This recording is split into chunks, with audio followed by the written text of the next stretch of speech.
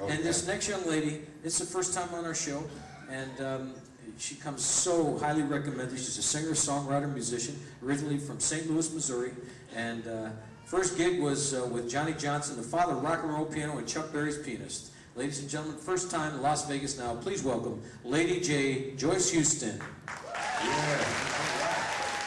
Hello, everyone. My name is Lady J. Huston. I'm a vocalist, trumpeter, songwriter. I have won multiple music awards, and I'm just excited that my venture into the blues has taken me to just tremendous areas. My first exposure to the blues was as a child. My aunt Joyce, that J stands for Joyce, was a blues enthusiast. And I remember as a child hearing her play these kind of sad songs, but then she's happy singing them. And then I started listening a little harder at it. And I started liking it too. So that feeling just got deep inside my soul as a child. And then I remember Big George Brock. I lived on University Street. He lived around the corner on Dodier. And he would come around playing the harmonica and the blues. And we would follow his food truck and his live band. And I just fell in love with it. The first instrument I ever played was the triangle. I was so happy to be in this lineup. And when it came time for me to hit that ding, I made sure I was right on it. And then I was in the fourth grade. I started playing the recorder, and that's when my teacher would get on the board and show us how the notes on the scale laid out, rhythm patterns. In the fifth grade, I started playing in the school drum ensemble, and the teacher introduced me to the trumpet, and I didn't know how to play it or anything. I thought it was interesting, but I didn't pursue it. I stayed with the drums. When I got into freshman in high school, I saw a movie with Louis Armstrong, Ben Vereen playing Louis Armstrong, and I fell in love with that trumpet. And I said, wow, that looks easy, just 3 valves. I think I'll go with that. And plus, it was like, I saw them in the marching bands. They were always at the lead. I like being in the lead. And then when I majored in music theory and composition in college, University of Kansas and Howard University, I had to learn how to write for all the instruments. So I started playing the piano. I played the oboe, the bassoon, the trombone, saxophones, flute, multiple instruments. But my main instrument settled on being more of a percussionist and the trumpet, and then I used the piano to do my writing. What inspires me as a songwriter? Oh, so many. Life in itself. I find that when you have your heart and your own emotions involved in the song, it's more attracting to those listening to it. And most times you will find your listeners can relate to you that way. Inspiration from God, inspiration from a heartbreak, inspiration for a fantastic love affair. So that's my areas of interest. My favorite song right now is the one that I composed, 18-piece big band composition called Hideaway. I wrote it many years ago, did not know if it would ever get produced. I was so fortunate. The St. Louis Blues Society asked me to be on their 18 and 18 album. So they were covering the cost. I got so fortunate the Jazz Edge Orchestra performed gratis, and now I have a music video. So I am loving having Hideaway out there. As a child, I was influenced by my mother, number one, because she's a fabulous singer. Played all over St. Louis, very well known, mainly in the jazz, and then she did some blues. So she was my biggest inspiration because I used to follow her around to all of her rehearsals. Any show that I could attend as a child, I would be there. I've been influenced by so many people, and I've been fortunate enough as well to have been on stages with them. And like I did an opening for Freddie Hubbard and Dizzy Gillespie and Bobby Blue Bland, with my own band, me as a soloist sitting in with them. So I've been inspired by just too many musicians. It's hard. I know I'm leaving somebody out. My first paid gig is a very interesting story on that. I started off dancing in clubs with my mom. So my mom would sing, my Aunt Joyce would tell raunchy kind of jokes, and I would dance. I would get paid for performing.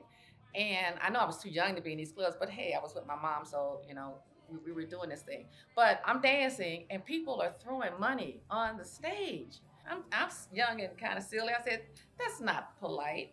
Why are they throwing money on the stage? I think they should come up and put it in my hand. So my mom was on the side. She says, pick it up, pick it up. I'm like, I'm not going to lean over like that and pick up that money off the floor. When I got off the stage, the song was over. My mother came by and she picked up all the money and came back. Oh, Mama, give me the money. She said, no, you wouldn't pick it up off the floor, so it's mine. From then on, I picked that money up off the floor. So I got paid, and then I learned right then what tips were. Tips are very important. I want everybody to know. Please help us out when we're performing and fill that tip jar. I've got a lot of interesting stories, and most of them are not PG related. But this gentleman right here, Albert King, he is the man that I went on the road with. He's known for being hard on his musicians. And he was like 6'5", about 250 pounds. And I just saw him constantly firing musicians. And so I knew how to write music, and I started writing out the parts because next thing I know, he's fired someone else. So that's why I ended up being his music director. So I came in as trumpeter and then was promoted. And like just green, like I was 18 years old, and I took a break from college when as I had this opportunity to go tour him. And so I'm on stage. I had never toured. I'd never been, on the road, especially with celebrity. So we're doing a show in Kansas City, and we're doing an opening number, and the saxophone player is missing.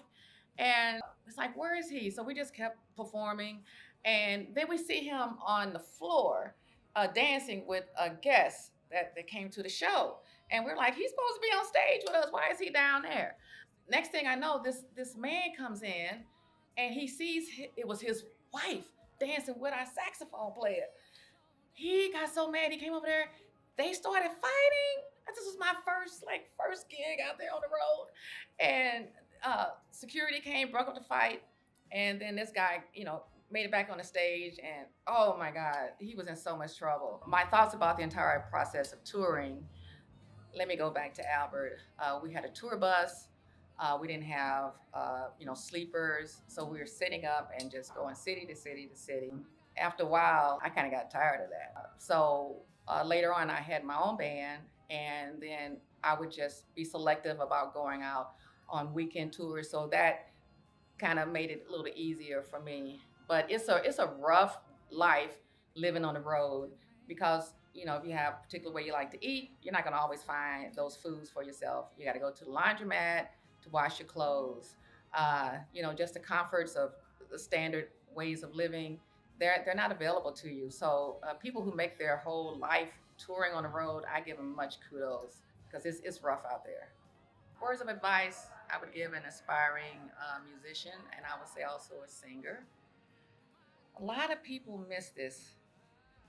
Learn your music theory. I don't know why a lot of singers think it's not required of them to know what a scale is. You got to know what key you sing in. You got to be able to communicate what chord changes you want sometimes because you run into all kinds of scenarios. So that's an advantage I have from having studied music theory. Music theory, I'm telling you guys, number one. So you learn a scale.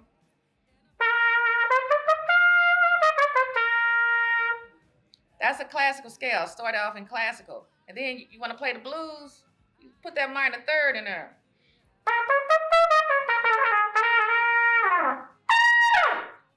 So when you learn your theory, then you can go ahead and put it into other applications. So that's first I want to say, learn your music theory. The next thing I want to say is called the music business.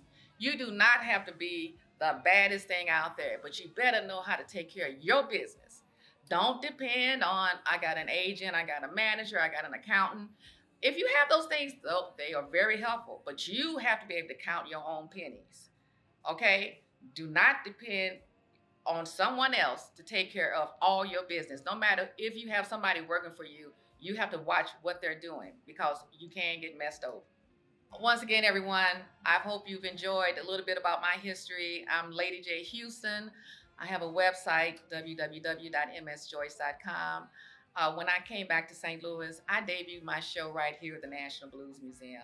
I absolutely love this place. I love the history here, the preservation. I see people that I was on the road with. So I want you all to please come out, support the Blues Museum, support live music, because if you're not there for us, we can't be there for you, and we really need you. So thank you, everybody that's ever come out and supported my shows, my CDs, whatever. I really do appreciate it. Thank you so much.